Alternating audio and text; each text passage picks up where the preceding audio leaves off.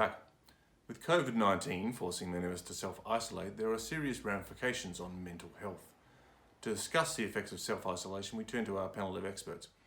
We are joined by an expert in self-isolation, an inanimate object with a face drawn on. Me. And from Perth, my imaginary friend from childhood, Rory the dinosaur. Thank you for joining us. Yes, unprecedented.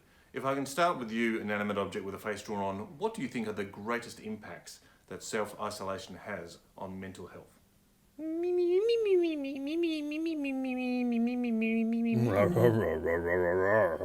But jokes aside, it is still quite a serious topic. Do you think there'll be a greater calling for government assistance? Rory will get to you in a moment. Inanimate object with a face drawn on. Do you think the impacts are severe enough to warrant another stimulus package?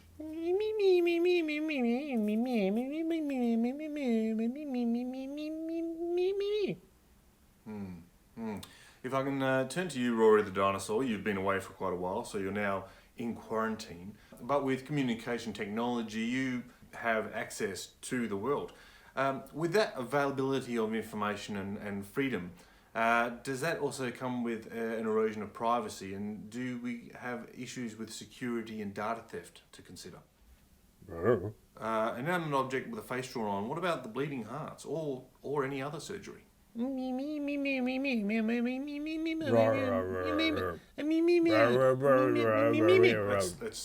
keep this somewhat civil.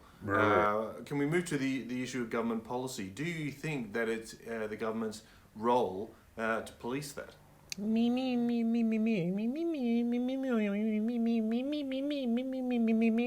But is it?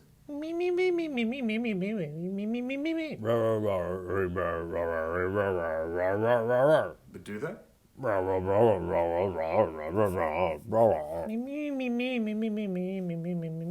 Well, I would say it's simple calculus. Let's focus on what you were saying.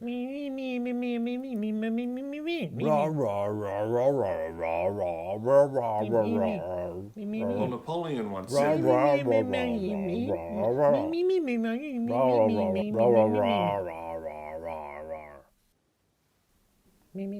well, unfortunately, we have to wrap it up there, but thank you to both of our guests, inanimate object with a face drawn on, and Rory the dinosaur. Thank you very much. After the break, what's it really like to drink too much and fall asleep on the couch watching repeats of Friends? Our in-depth investigation coming up next.